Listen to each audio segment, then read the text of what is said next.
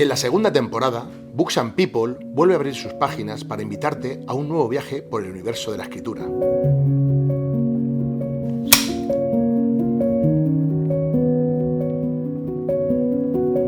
espacio donde las palabras cobran vida a través de la voz de quienes las crean y donde la conversación se convierte en una puerta abierta al placer de leer. Aquí, los escritores y escritoras comparten su mirada sobre el mundo, sus dudas, sus pasiones y el hilo invisible que une sus historias con las nuestras. Escucharemos fragmentos de sus obras, descubriremos el pulso que late detrás de cada libro y nos adentraremos en el oficio, a veces solitario, siempre luminoso, de escribir. Books and People es un refugio para quienes creen que los libros no solo se leen, sino que también se escuchan, se habitan y se viven. Un viaje íntimo hacia el corazón de la escritura y quienes lo hacen posible. Hoy nos acompaña en Books and People Miguel Gané, una de las voces más reconocibles y leídas de la poesía contemporánea en español. Nacido en Laresti, Rumanía, en 1993, Miguel se formó en ADE y Derecho. Llegó a ejercer como abogado, pero dejó la profesión cuando la literatura se convirtió en el centro de su vida. Debutó en 2016 con tal de verte volar, un poemario que supera las 20 ediciones y se ha publicado en España, México y Colombia.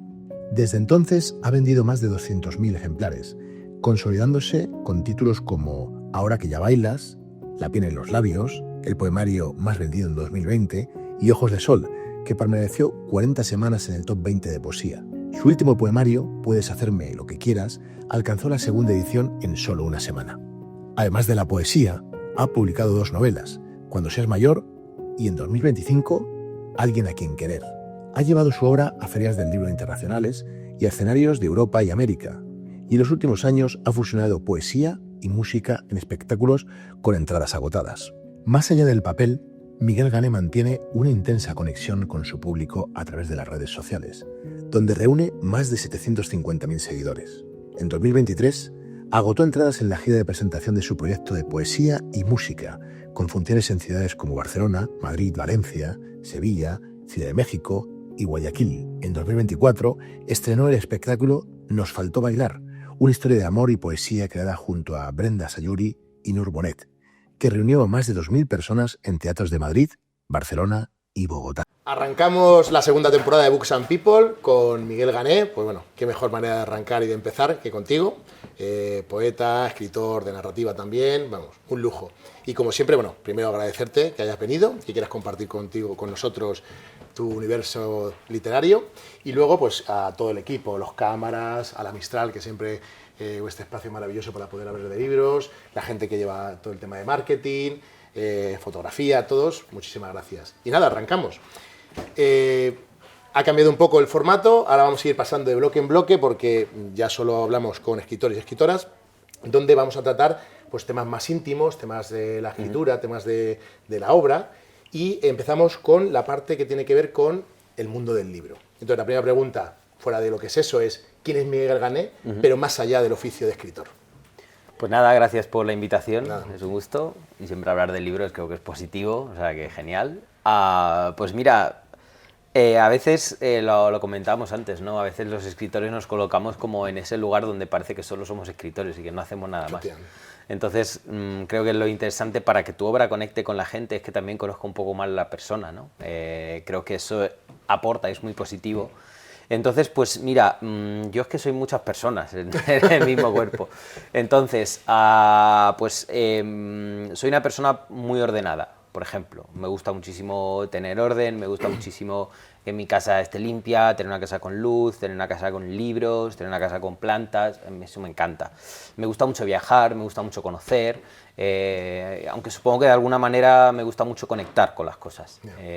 Más allá de luego reflejarlo en mi trabajo, creo que para mí como Miguel es muy importante. Además, habito esta dualidad de dos mundos, ¿no? de Rumanía y España, y por ejemplo, cuando voy a Rumanía soy diferente a cuando estoy aquí en España, pero por la coyuntura de las cosas que me rodean, que al final te acaban transformando y te acaban convirtiendo en otra persona. Enriquecen.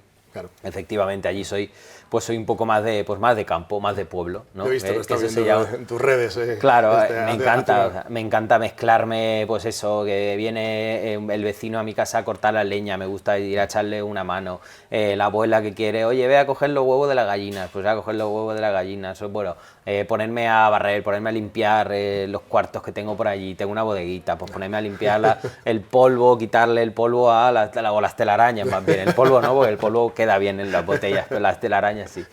Entonces, y luego aquí pues soy una persona bastante más cosmopolita, en el sentido de, bueno, pues me adapto mucho, llevo viviendo en Madrid bastante tiempo, y bueno, me adapto mucho a la ciudad, intento tener una vida social que me haga conectar con la gente y que me haga, bueno, pues lo que te decía antes, ¿no? Además de crecer, pues conocer y bueno, pues explorar nueva gente, nuevos amigos, me gusta mucho y sí que es cierto que, pues eso, te comentaba antes de viajar, pero me gusta viajar, pues eso, muy a mi manera, ¿no? Ya, bueno, lo voy a dejar, eso es el último bloque, pero hay una pregunta muy personal, porque tenemos un patrocinador que se dedica al mundo del viaje, claro, que tiene que ver con los viajes. Bueno, esto es una pregunta que, digamos, la puedes situar en un momento, en un libro, que es, ¿recuerdas el momento o el libro que te hizo descubrir que querías dedicarte a escribir? Pues mira, hay varios. Sobre todo, el primer libro con el que yo conecté en castellano, porque luego también leía en rumano, porque yo estuve allí hasta los 10 años. Yeah. Entonces, sí que me gustaba comprar una colección que venían al colegio en Rumanía y los vendían por catálogo. Entonces, pues me gustaba, no sé por qué, quería tenerlos todos. Eran como, pues eso, como Moby Dick, bueno, pues estos rollos, clásicos, ¿no? Sí. Claro, los clásicos. Entonces, yo leí un poco de Julio Verne. Entonces, y me gustó Julio Verne. Creo que fue el primer libro que leí que me gustó. En rumano. Pero tampoco conecté mucho con él. Con el que conecté más, y fue el primer libro en castellano que leí, era un libro que se llama Kiki Chatarras. No sé ni... Nada. Es que es un libro que me regaló Rafael, que era una persona que venía a mi casa a enseñarme el castellano, que luego era como una especie de abuelo castellano que yo tenía. Entonces conecté con este libro, me gustó mucho, pero el que me hizo querer dedicarme a la escritura o querer escribir una historia así fue El niño del pijama de rayas. Supongo que le habrá pasado a muchos lectores, que ese libro en concreto les ha convertido en lectores. Porque de alguna manera fue una lectura muy inocente la que yo hice. Yo no leía apenas. Entonces, encontrar, eso es un regalo, ¿no? Muchas veces. Encontrar un libro, efectivamente, que te haga descubrir más libros, para mí es una puerta de entrada increíble, ¿no? Y yo siempre he tratado de hacer, sobre todo con la poesía, replicar esta cosa que me pasó a mí con El niño del pijama de rayas. ¿Qué papel crees que tiene, aquí un poco me extiendo, porque tú al ser, bueno, escribir narrativa y también poesía, la narrativa o la poesía, ¿no? Es ahí, en definitiva, la literatura en todas sus expresiones hoy en la sociedad? Pues mira, la narrativa, sobre todo, tiene que reflejar historias cotidianas. A mí es la que me gusta. Tiene que reflejar historias que enseñen lo que ocurre en diversas partes del mundo, ¿no? Por eso de que cuando leemos viajamos. Sí. Creo que son los libros que yo más disfruto, ¿no? Pues leer una autora que ha escrito un libro ambientado pues, en Pilar Quintana, por ejemplo, en la selva colombiana. Y que tú conectes, viniendo de un pueblo de Rumanía, y conectes con ese libro, y conectes con esos personajes y con esa historia, para mí es lo más importante. Entonces creo que tiene que tener ese papel, ¿no? Reflejar un poco las cosas que ocurren. Me gusta, porque de alguna manera, de hecho hay un momento en el que, hablando precisamente de los viajes, que para mí siempre ha sido, leer es viajar sin salir de casa, ¿no? Es decir, de alguna manera, tú estás en el sofá o en la cama o en una silla leyendo y a veces viajas a otros mundos, incluso a otros planetas, ¿no? De otras historias, y son universos nuevos que son a través de las páginas. De acuerdo contigo, pero fíjate que luego, sin embargo, la poesía para mí tiene que tener otra cosa. Tiene que ser, de alguna manera, un hogar. No tiene que ser un viaje. La poesía te tienes que quedar, tienes que habitarla, porque la poesía de alguna manera es la que te llega más dentro, es la que no te cura, pero sí que te aliviana. Entonces, creo que la función, esta dualidad es pues un poco, así es como yo veo y como yo intento luego transmitir en mis propios libros, ¿no? Pues me encanta eso, toda la parte de poesía, ¿verdad? Que nunca lo había visto de esa perspectiva, ¿no? O sea, que te habite de alguna manera, que sea un hogar. Pues me encanta esa definición. Gracias. ¿Qué consejo le darías a alguien que quiere ser escritor? Que yo creo que, bueno, que lo agradece mucho la gente que nos ve. Pues mira, Principalmente dos. Uno de ellos, que creo que es un consejo que los escritores hemos llegado a un acuerdo Sí, unilateral ya sé entre cómo vas a todos, hacer. y es la lectura. Sí, totalmente. Lo que decía antes, para mí la lectura es, y mira, yo soy muy futbolero, hablamos antes de fútbol, para mí la lectura es como un entrenamiento durante la semana para luego llegar el fin de semana y hacer un buen partido. Sí. Pues creo que la lectura, además de pues, toda esta faceta de, pues sí, como lector la disfrutas, pero también tiene que ser una lectura consciente. Es decir, yo a veces cuando leo y libros que me interesan y creo que me pueden ayudar a mejorar como escritor, pues tengo al lado una libreta y entonces voy apuntando cosas. Me gusta mucho trazar las tramas, dibujarlas, ahí se aprende mucho, Sí, claro. interesante. Por ejemplo, se lo pasé a Miquel Santiago con su anterior libro, le pasé una foto, le dije, pues aquí estoy con tu libro, tratando de descubrir quién es el malo, claro. Bueno, al fin y al cabo de eso se trata, ¿no? Claro, Estos claro. libros Entonces, claro, a Miquel le flipó, le dijo, no te puedo creer que estés ahí leyendo que yo. Claro, tío, es que ver, no sé, desenredar el enredo de un escritor es muy, para mí es como un reto, ¿no? Entonces esa lectura, una lectura consciente. Me gusta mucho lo de la lectura consciente. A mí me pasa que la gente me pregunta, oye, que yo pongo un montón de posits pequeñitos y subrayo y tal. Y digo, mira, es que yo señalo un libro por varias cuestiones. Una, por algo técnico que he visto, ¿no? Y digo, oye, que me gusta cómo ha planteado técnicamente Sí. pues estas frases, etcétera. Sí. Luego, porque hay una frase o un párrafo o una página que me ha conmovido tanto que digo, ostras, quiero volver en otra ocasión, ¿no? Y entonces ahí está la lectura consciente, ¿no? Sí. Es decir, oye, tú tienes que leer de alguna manera que te cale, ¿no? Que Claro. te impregne el libro, Claro. las páginas y las letras. Aunque luego pasa también que, fíjate tú, a veces la inocencia con la que se escribe el primer libro se acaba perdiendo. Sí. Y eso también es debido a la propia autoformación que los autores nos Ya. imponemos si nos queremos dedicar a este oficio. ¿Sabes? O sea, yo a veces leo mi primer libro y, pues como todos los autores, no lo reconozco, aunque me gusta, Ya. no reniego de él, porque creo que tiene una esencia única, que es la inocencia, y es la escritura sin ningún tipo de control. Eso lo por decía así decirlo. Sabater, que a veces nos encorsetamos en la forma, y me parecía muy interesante, no me acuerdo en qué libro lo leí, que decía, nos encorsetamos en la forma y perdemos la magia de dejarnos llevar por otros lugares que son transgresores, que son innovadores, Claro. porque al final dices, claro, cuando ya es un escritor de forma técnico, pues vas por un lugar, ¿no? Pero que es un lugar Claro. que ya está acotado, es decir, Claro. no te sales de esos márgenes, ¿no? Y me parece Sí. interesante lo que tú estás planteando, de que, oye, la primera obra, que no tienes esos márgenes tan definidos, tú eres capaz de crear cosas que a lo mejor técnicamente no son tan puras, pero de alguna manera son libres. Sí, y aquí viene pues lo que te decía el segundo consejo, que es la propia escritura. Ya. Es muy importante escribir, claro. Es que para aprender a escribir, Claro. blanco y en botella, o Para sea... marcar goles hay que dar al balón. Efectivamente, entonces la escritura sin ningún tipo de pretensión, sobre todo, y sin ningún tipo de expectativa. La escritura, por el simple hecho de la escritura, es muy importante pues coger un proyecto que tú tengas en tu cabeza, oye, me parece que esta idea puede gustar a alguien, pero no pensarlo, escribirla. Primero te tiene que gustar a ti, ¿no?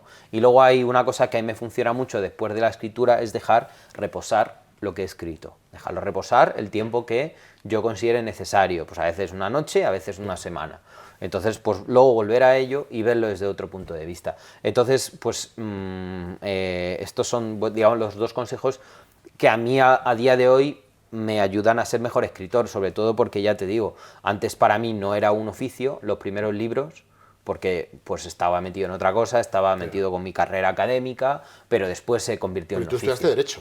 Yo sí, claro, yo soy abogado de profesión, entonces, pues oye, me hice mis máster, me hice mis cosas, me terminé todo, hice el examen y todo lo demás.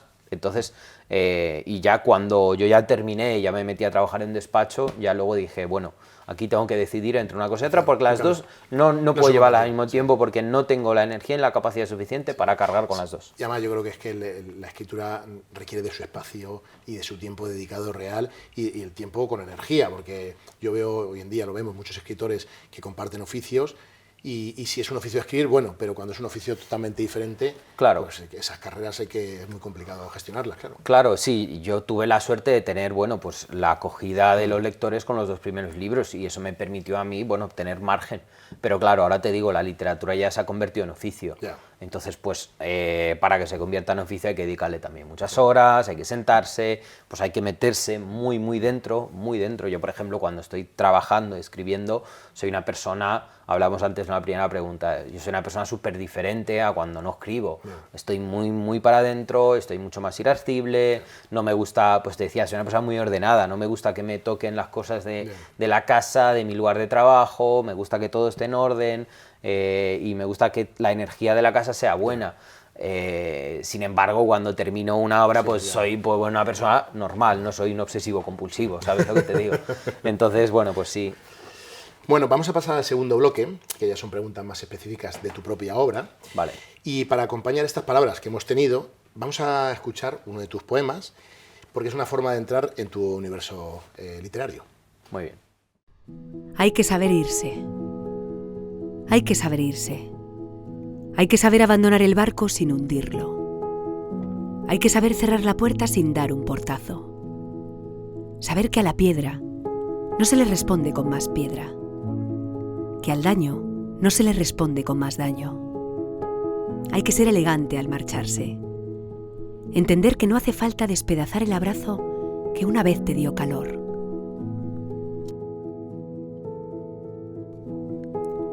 No hay que romper las cartas, ni las fotos. No hay que borrar los recuerdos porque más que un borrón y cuenta nueva, saber irse es una lección y cuenta nueva. Hay que saber marcharse, comprender que las expectativas son como el humo. Intuyes que surge de un fuego, pero ese fuego no se ve. Nadie gana en las despedidas, porque ninguna victoria es más triste que decir adiós a un hogar. Hay que saber irse sin bombardeos, cerrar la historia sin destrozar el libro, seguir caminando sin mirar hacia atrás. Y hay que entender que muchas veces solamente seremos la forma que escogimos para decir adiós. Bueno, pasamos al segundo bloque, que son preguntas un poco más específicas de tu obra y de conocerte mejor de lo que es la relación con la escritura, ¿no? Y yo creo que la más importante ahora mismo para arrancar es, Miguel, que hiciste entre 2 países y 2 lenguas. ¿Cómo influyó eso en tu relación con la literatura? Pues mira, hay una cosa que yo siempre digo, que es que si yo no hubiese sido inmigrante no me hubiese dedicado a las letras, porque yo de alguna manera sufrí 2 rupturas. Una de ellas es una separación de mis padres, primero porque vinieron aquí a trabajar y me quedé con mis abuelos, y luego la otra, la separación de mi tierra, que es cuando yo vine aquí a trabajar, a estudiar. Entonces, de alguna manera busqué dentro de los poemas que escribía, porque empecé escribiendo poesía y también relato corto, buscaba un refugio y alguna manera de comunicarme, sobre todo con esa tierra y con ese chaval que se había quedado allí. De esto he sido consciente bastante más tarde. Con lo cual, habito esos 2 mundos porque es allí donde me encuentro cómodo y es allí donde creo que la literatura se enriquece. Sobre todo utilizo mucho el recurso de la naturaleza, es una de las características de mi poesía sobre todo, porque es lo que he vivido cuando era pequeño y es lo que me habita también por dentro, ¿no? Entonces en la narrativa siempre intento volver allí, de alguna manera, porque es una sociedad que conozco, es una sociedad que controlo y al mismo tiempo es una sociedad que quiero entender mejor y que mejor que escribirla, ¿no? Y de alguna manera, bueno, pues creo que es positivo también luego para los lectores aprender cosas nuevas, ¿no? Sobre todo cosas que son bueno, pues características de un país, y Rumanía casi siempre yo digo que es la gran desconocida de Europa. Totalmente. Si la gente... Yo lo siento hoy que te corte, porque en tu libro me gustó mucho, que es que yo he estado un par de veces en Rumanía, me gusta mucho el país, y me recordó un montón de cosas que yo había vivido, ¿no? Es decir, cuando estuve leyendo el libro, porque ahí, pues, cuando el protagonista viaja a Rumanía y está, bueno, pues al final me gustó mucho pues, ver toda esa parte, y eso es identidad, ¿no? Claro, efectivamente, y Y luego también me pasa que en Madrid también tengo identidad, que es que yo los poemas sobre todo son muy locales, tiene pues eso, el elemento de que solamente se entiende aquí, habla mucho sobre las calles de Madrid, sobre sitios de Madrid, bueno, sobre personas que viven en Madrid, entonces pues de alguna manera eso a mí me ofrece pues esta parte más,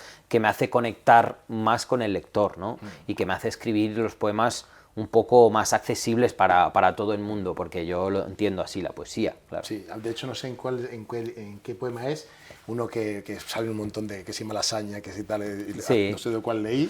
Pues es probablemente Madrid es ella, que Sí, fue mi primer hit literario.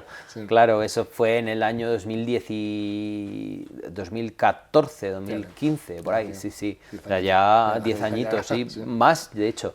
Fue mi primer hit y entonces, claro, yo hacía un recorrido por las calles de Madrid y tuve, pues eso, luego me escribió mucha gente y ese es un poema muy querido por muchos lectores. Siguiendo un poco ahora con la poesía, entonces, aunque hemos hablado algo sobre la relación de la poesía en la sociedad, etcétera, y la narrativa, ¿qué papel crees que juega la poesía en un mundo actual que va tan rápido, que vivimos acelerados? Pues mira, yo creo que lo pausa un poco, ¿no? Sobre todo porque la poesía te hace estar en el aquí y en el ahora.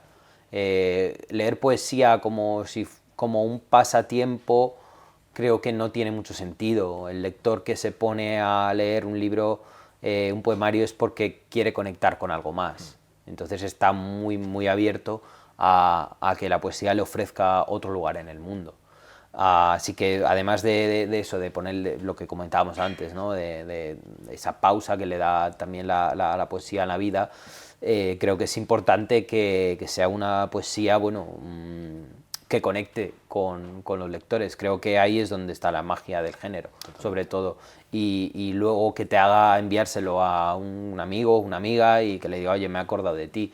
Creo que no hay nada más bonito que enviarle algo a un amigo y decirle, estoy aquí y me he acordado de ti. Sí. Y más si es poesía, claro, que no suele ser lo habitual, ¿no?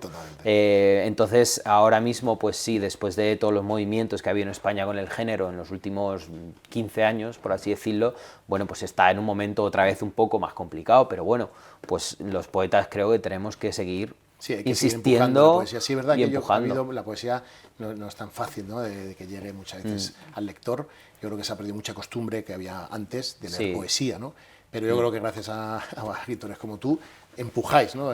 Sí, es que es de alguna manera nuestro deber, creo, y es un género que amamos. Yo no solo amo la escritura, también amo la lectura de poesía, y nada me gusta más que cuando conecto con un poemario y me vuela la cabeza, ¿no? Porque al fin y al cabo es donde yo he encontrado como lector también pues eso, un pequeño refugio, y además de eso me siento muy bien leyendo el género y resuelvo movidas que tengo que hasta entonces no había resuelto. Es más profundo. Yo creo que leer poesía conecta de una manera como más interna, ¿no?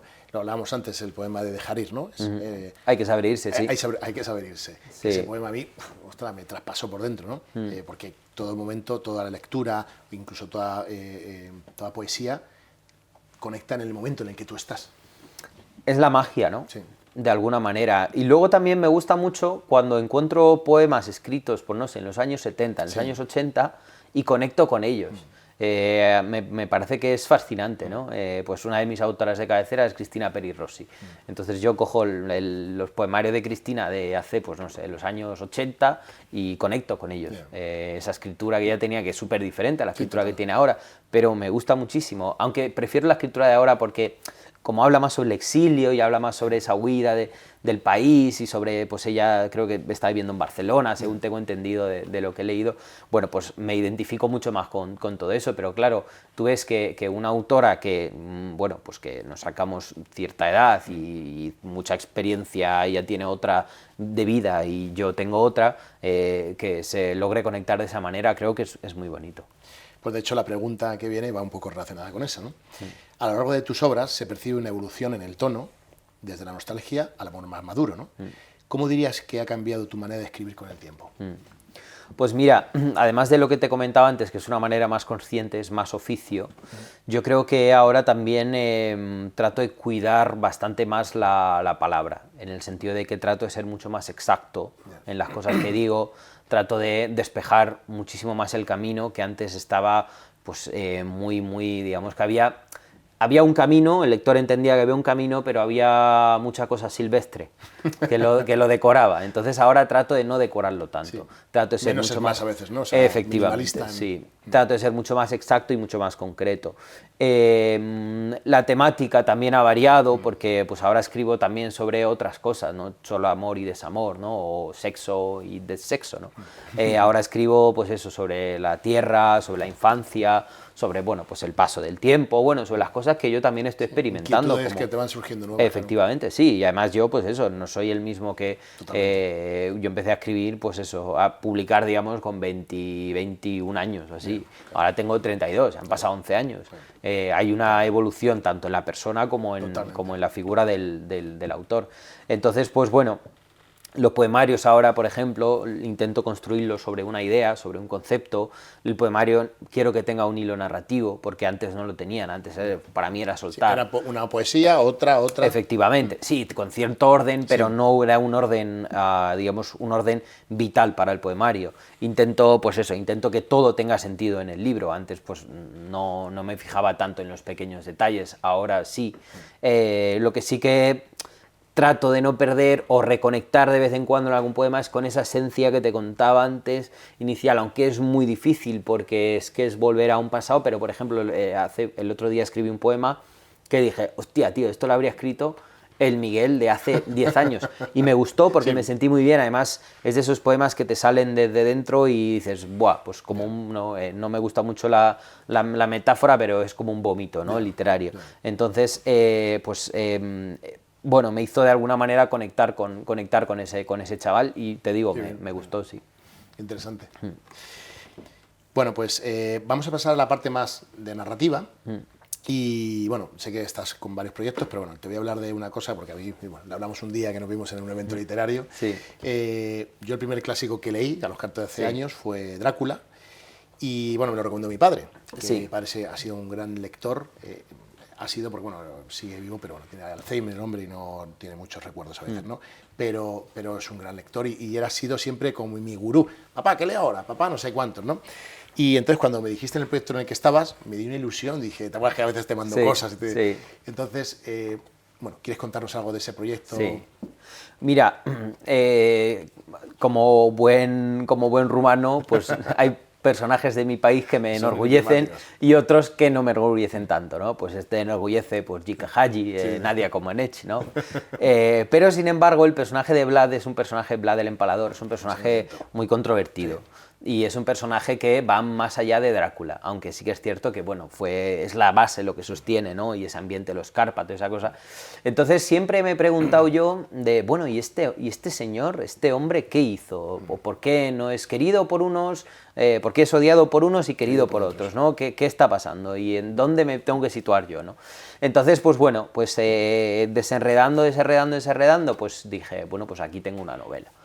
Entonces estoy metido en esa cosa, que ya tengo prácticamente fecha de salida aproximadamente, pero todavía tengo que escribirlo, ya lo tengo montada toda la historia con las tramas que quiero contar, a dónde me quiero ir, cómo quiero hacerlo y con los personajes que quiero tratar. Entonces, Vlad el Empalador de alguna manera será mi proyecto más importante, de manera...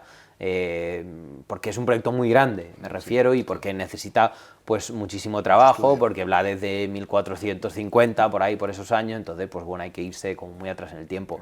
Y luego al mismo tiempo quiero aprovechar la figura de Drácula, que es la conocida por todo el mundo, para una trama contemporánea. Y entonces quiero hacer una mezcla de esos libros me encantan, cuando se van cruzando el pasado con el presente, esas me vuelvo. Sí, y sobre todo, bueno, pues eso, sin dar mucho detalle, no quiero, bueno, que los lectores conozcan también la figura de Vlad el Empalador. Sí. Que a veces dices, no, Drácula, sí, no, Vlad Drácula, no, pero es el... dice, no, pero espera, ¿de dónde viene Vlad Drácula? ¿De dónde viene el nombre, ¿no? El sobrenombre de Drácula? Entonces, bueno, pues quiero que tenga esa identidad histórica también. Entonces, bueno, pues me gusta, me voy a jugar mucho con eso, y luego también, pues naturalmente con la figura, ya no el personaje, la figura, porque yo creo que ya ha trascendido tanto de lo que es del Drácula conocido, que es el Drácula de Bram Stoker, aunque no es el vampiro, claro, porque es que hay muchos matices. Es que hay un imaginario que es con la película, claro, que uno piensa que está en el libro. Efectivamente, Libro tú no ves, tiene... pues eso, la película de Bela Lugosi y ya está, pero no tiene nada que ver luego con el del libro, y luego tampoco tiene nada que ver con el que están retratando ahora, que es ese Drácula atractivo y ese Drácula tal. Entonces, bueno, pues va variando la figura, ¿no? Leí un libro hace poco sobre vampiros, sobre la evolución del vampiro en la historia. Entonces, claro, tú dices, pero Drácula no fue el primer vampiro que se escribió, fue el primer vampiro viral. Claro, correcto. Claro, claro, entonces cuidado, porque hay vampiros, hay relatos de 1700 de vampiros. Sí, porque es mitología, sí, el claro. vampiro, y por eso en los Cárpatos había mucho también mitología, Claro.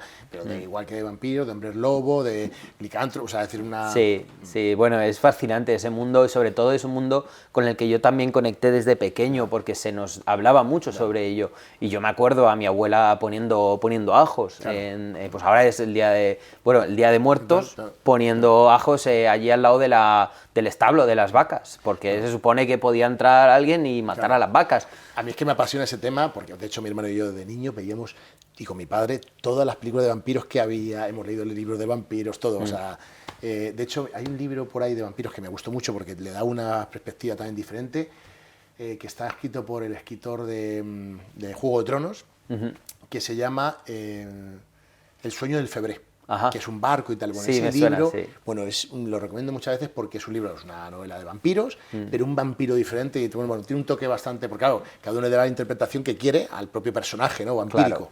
Claro. Sí, o sea, yo creo que ya podemos hablar sobre vampiros, o sea, yo creo que ya este capítulo de podcast puede ser ya sobre... Sí, no, ya te digo, yo estoy ahora mismo fascinado con esa historia, y de hecho estoy escribiendo otra cosa, pero quería, antes de meterme con lo que estoy ahora, terminar de montarla, y siempre me viene a la cabeza el Blood. Entonces, pues me quiero meter de nuevo allí, porque creo que va a ser un trabajo muy, muy, muy bonito para mí. Pues nada, que vaya muy bien. Gracias. Yo deseando leerlo. Sí. Me voy a meter un poco más en toda la parte de tu parte narrativa, y en concreto tu última novela, que a mí me ha encantado. Y tengo varias preguntas, porque me ha encantado el terreno que has explorado sobre un poco esa esencia de ser humano, que es no solo vivir en sociedad, sino que nos quieran, ¿no? Y hacernos visibles, y lo que a veces somos capaces de hacer porque alguien nos quiera, ¿no? Y incluso la propia identidad como persona y como ser humano, ¿no? Es decir, esas máscaras que hablábamos antes de empezar delante de las cámaras. Hay un libro que se llama Historia de Terramar, de Leguquín, que habla precisamente de lo que son cuando tú te transformas en un personaje, porque hace una metáfora que los magos tienen poderes para transformarse en animales, ¿no?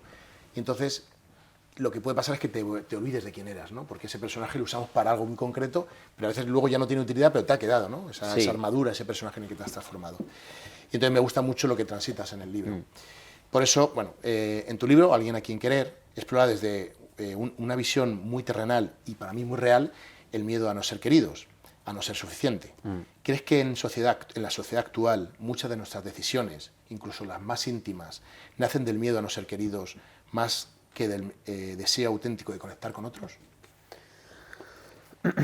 Pues mira, aquí hay varios temas que exploro, sobre todo la identidad es una cosa que acompaña toda mi obra en general. En este libro en concreto, Valentín es un tipo que es el protagonista, es un tipo que busca el amor familiar, que creo que es de alguna manera el amor más básico que debe tener un ser humano, el pilar fundamental, para desarrollarse en cualquier ámbito de su vida.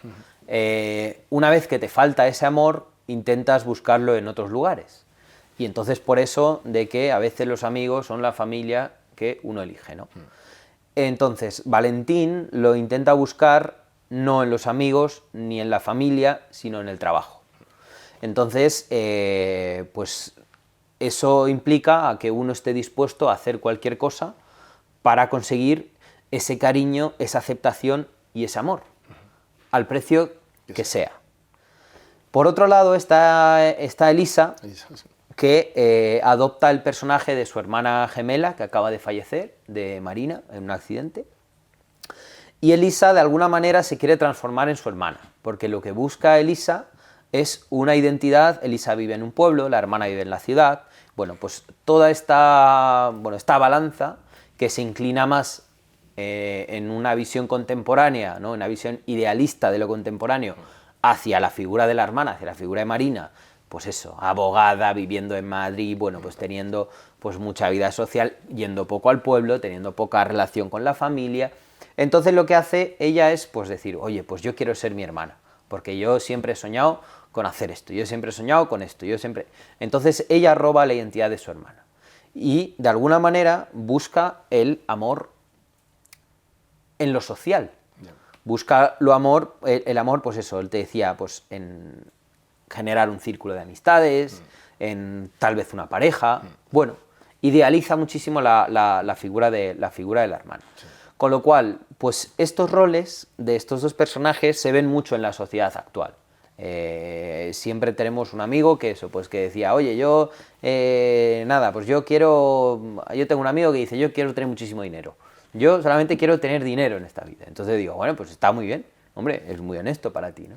Entonces, pues oye, él busca allí su confort, ¿no?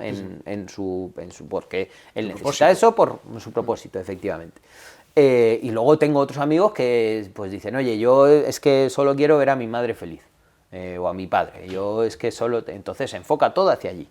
Y bueno, y construye su identidad y su vida basado en eso. Con lo cual, por eso te digo, los personajes reflejan muchísimo, bueno, cosas del entorno, y naturalmente lo único que buscan los dos en el fondo es amor, es que les quieran.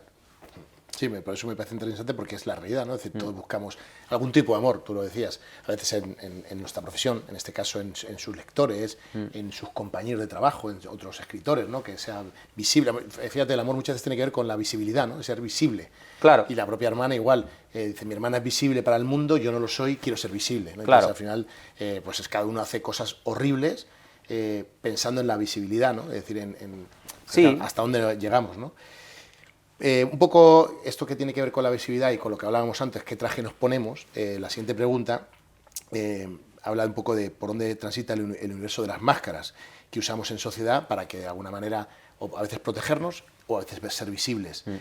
¿Hasta qué punto crees que esa necesidad de construir una identidad presentable frente a los demás nos aleja de quienes somos realmente? Pues mira, yo creo que a veces nos aleja bastante, porque es que hay veces, mira, a mí me gusta mucho cuando voy al teatro y entonces estoy viendo a un actor interpretar, a una actriz interpretando un personaje, y de repente, pues a lo mejor veo una premiere o alguna cosa tal, y entonces pues termina la obra, todo el mundo aplaude, y de repente el actor o la actriz se hace chiquito. Y entonces ya deja de ser el personaje, entonces está ahí, porque a veces intervienen con alguna pregunta, alguna tal, y entonces tú lo ves y dices, claro, fíjate qué diferencia de un lado a otro, qué diferencia de lo que mostrabas sobre el escenario a aquí, y a veces dices, te quedaba mucho mejor lo del escenario que lo de ahora, el personaje, ¿no? Que interpretas, claro, eso es un personaje. Te queda mucho mejor, claro, ese personaje. Claro. Entonces, y luego está también eso que yo pienso, digo, a veces, sobre todo ahora, pues en el mundo con tanto movimiento geopolítico que tenemos, con tanto movimiento y tal, dices, bueno, ¿cómo serán estas figuras de los políticos en cuanto apagan las cámaras? ¿Cómo serán después? ¿Qué tendrán? Bueno, entonces yo creo que todos interpretamos un papel. En cada entorno social, efectivamente, diferente, en el que estamos, de cara a la sociedad. Entonces, a mí lo que más me gusta es la gente que no interpreta un papel, y habitualmente ahí es donde busco yo la amistad, como yo, persona. Entonces, porque yo creo que allí es donde está la esencia de la persona. Efectivamente, y la esencia de la sociedad, sobre todo. Pero al mismo tiempo también me tengo que cruzar, y yo mismo a veces interpreto un papel. Claro. Ahora mismo yo estoy interpretando un papel porque estoy siendo una persona entrevistada, y pues tengo que tener un lenguaje y otra manera de comunicar diferente a como yo tengo cuando estoy con mis colegas, por ejemplo. Sí, es así. Por eso es así. Tienes un rol en cada entorno social. Claro, lo ideal y lo importante es que una figura o 7 figuras no transiten a las otras, y que tú sepas diferenciar una de la otra. Porque allí es donde, pues oye, uno se deja conocer, uno ya pues tiene, pues eso, su pareja, que pues oye, a veces rompemos con nuestra pareja y existe eso, ¿no? Oye, yo no conocía esta faceta de ti. Entonces lo interesante es que, claro, en este ejemplo, lo conozca de antes todo. Claro, ser, pues eso, ser visible, ¿no? Ser transparente. Sí, ahí eso es una manera cuando en cuestión de parejas, cuando uno tiene que contar todo, o sea, quién eres, ¿no? Es decir, porque dices, luego te encuentras la sorpresa, digo. Te encuentras la sorpresa cuando llegan los malos rollos y cuando llegan, bueno, pues eso, las despedidas, ¿no? Mientras no sea como Marina, o sea, Efectivamente, claro, porque eso dejémoslo para los lectores, pero sí, ahí hay cositas, ahí hay cositas. Hay bar. Bueno, pues muchísimas gracias. Te voy a pedir, porque lo que vamos a hacer es que de cada obra en la que hay obras que tratamos más en concreto, en tu caso como es tan prolífica, pues hemos elegido esta, la última. Vale. Que nos firmes un libro. Vale. Porque vamos a sortearlo cuando salga el episodio para todo el público de Books and Vale, People. qué guay. Entonces, que nos lo recomiendes a los... Muy bien. dediques a los espectadores. Pues maravilla.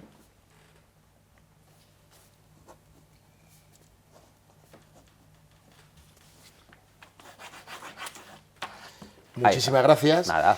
Y ahora, como hemos terminado con tu último libro, vamos a adentrarnos un poquito en la perspectiva más íntima del libro y para eso, bueno, vamos a dejarnos unos momentos con tu extraordinaria novela, donde nos van a contar un poco la sinopsis y nos van a leer algún fragmento para, sin que se desvele nada, nos introduzca en este libro extraordinario. Qué bien. En Alguien a quien querer, Miguel Gane nos presenta una historia sobre la pérdida, la memoria y la búsqueda del amor propio.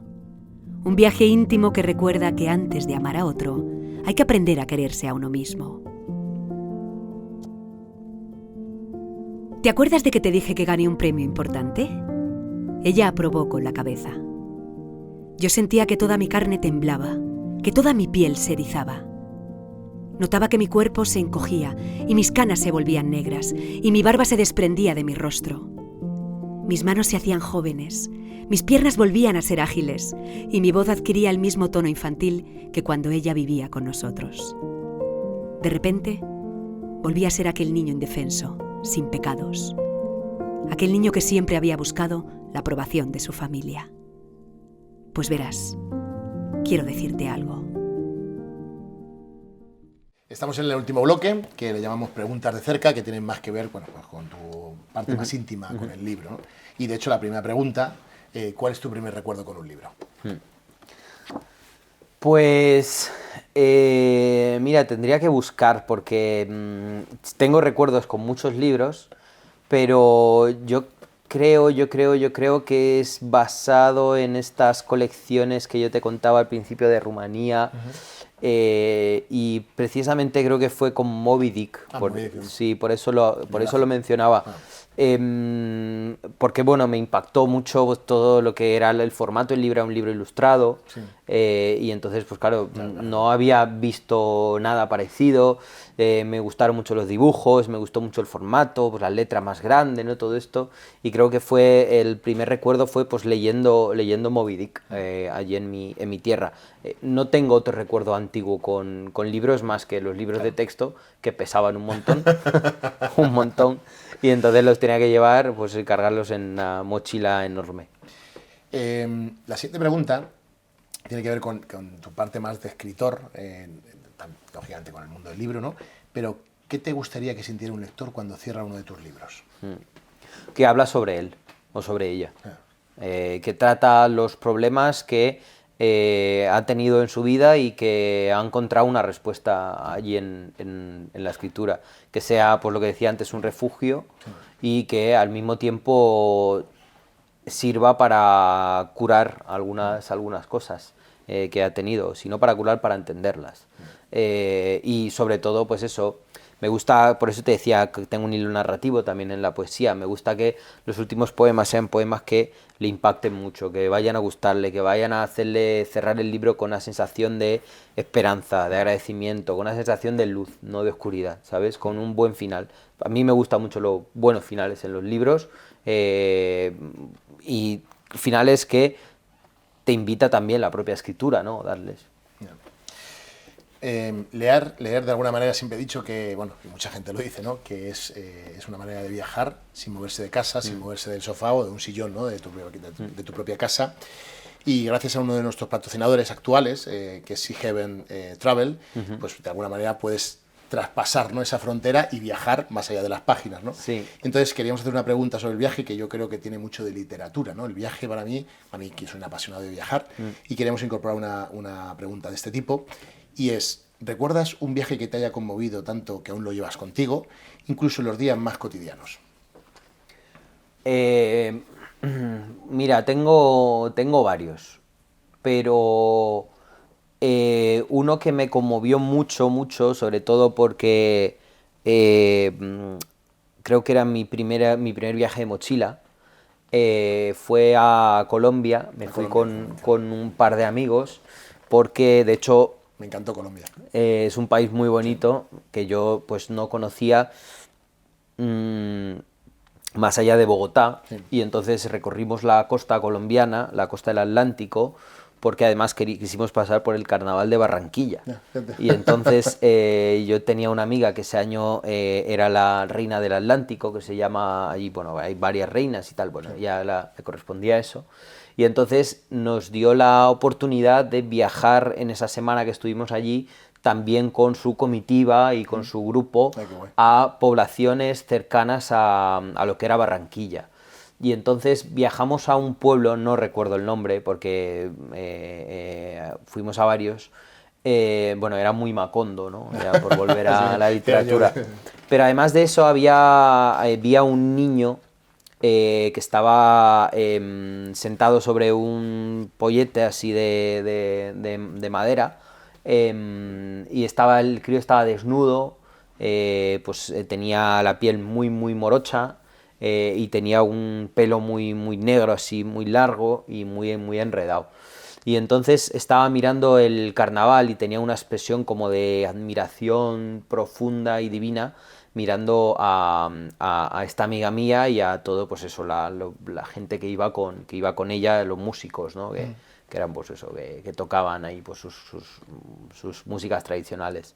Y nosotros íbamos detrás de la caravana, y entonces íbamos fijándonos en la gente nos iba saludando y tal, porque bueno, pues éramos 3 españoles que se nos veía la legua que no éramos de allí, aunque lleváramos la camiseta de la comitiva. Entonces el niño ese me impactó mucho, que escribí un poema sobre él, y a veces vuelve a salir. No sé por qué motivo, supongo que de alguna manera es porque me identifico con él, pero al mismo tiempo es que me pareció como una estampa muy conmovedora, y al mismo tiempo me pregunto yo qué será de ese niño y qué va a ser de ese niño en el futuro, y qué posibilidades va a tener ese niño para tener una vida un poco más digna.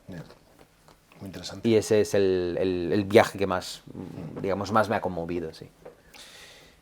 Y esta es la última pregunta de este bloque, y que además lo agradece mucha gente, porque luego hacemos siempre regalamos estos libros, y luego hacemos un poco promoción, ¿no? Siempre fomentando la lectura. ¿Qué libro recomendarías a la gente que nos está viendo? Mira, pues es una pregunta muy difícil, porque no hay un libro que vaya a gustar a todo el mundo, no hay un... Total. A ver, yo recomendaría, mira, voy a recomendar un autor más que un libro. Me gusta. Un autor de poesía, y luego me pienso algo de narrativa. Vale. Un autor de poesía, Carmelo Iribarren, me parece un autor que la gente debería descubrir, debería leer más. Carmelo es un poeta de aquí, de España, y tiene una extensa obra, y a la gente le puede gustar mucho. Y luego en narrativa, pues además de los autores que he mencionado, que algunos de ellos son incluso amigos, pues mira, por descubrir algo, aunque bueno, me gustó mucho La perra, de Pilar Quintana. Me gustó muchísimo Los divinos, de Laura Restrepo. Fíjate. Y vamos a ver si se me ocurre algo más. No, yo creo que aquí vamos bastante bien con estos 2 libros, que son, bueno, pues muy diferentes, que hablan tienen una identidad propia y tienen un universo muy interesante, y creo que es muy bueno bueno, para conocer además de la realidad de diversas zonas, conocer, bueno, ser un primer paso para adentrarse en la obra de estas dos autoras de narrativa. Bueno, y claro, y también debo recomendar a Piedad Bonet, porque es Piedad Bonet, pues poeta y también escritora de narrativa. Entonces, pues bueno, ahí tiene una extensa obra donde pues trata diferentes temas y es que es una de las grandes autoras de las letras castellanas. Pues nada, Miguel, ya hemos llegado al final. Muchísimas gracias por la entrevista, ha sido súper interesante, muy enriquecedora, y por conocerte un poquito más y que bueno, todo el público pueda haberte conocido en alguna faceta que no se haya visto. Y yo te quiero agradecer con un regalo, un libro. Gracias. Que seguramente se intuye. Qué bien. Y a ver qué te parece. Lo tengo que abrir, ¿verdad? Sí, ay, mira, a tu elección. Una foto de Aurora. Sí, es maravillosa. Bueno, qué guay. Mira, no me la voy a cargar porque me la quiero sí, guardar. Yo es que las uso siempre luego de marcapáginas y las tengo también por la librería. Qué bien envuelven los libros esta gente cada vez. Mira, bueno, más, yo soy como incapaz. Siempre, gracias a la Mistral, que vamos, que es un espacio maravilloso para hablar de libros y para hablar de escritura. Sin duda, mira, a veces de arte, de cultura. Me da pena desenvolverlos porque, oh, claro, qué guay. Ostras, qué regalazo, tío. Sí. Pues muchísimas gracias. Qué ilusión. Además, claro, es que esto debe ser una cosa porque veo que aquí Alma muy completo. Sí.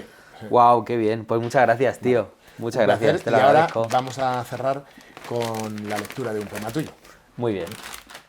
Todo lo que quiero decirte. Te diría tantas cosas, tantas. Te diría, por ejemplo, que hoy hubo un eclipse solar. Y aunque apenas fue perceptible, el mundo se volvió un poco más oscuro. Te diría que solo sé escribir poemas de amor si eres tú la que sonríe al otro lado. Te hablaría sobre la belleza de los números pares, sobre la extravagancia de los libros de tapa dura y la falsedad de los rotuladores permanentes. ¿Qué hay de permanente en la vida? Te diría que no me importan las causas sociales, ninguna. Que nada importa cuando tú me dices que te duele una pestaña, que te duele un lunar, que te hiere un suspiro. Te haría saber que soy un iluso, que hay días en los que creo en la palabra siempre, en la palabra matrimonio, en la palabra familia.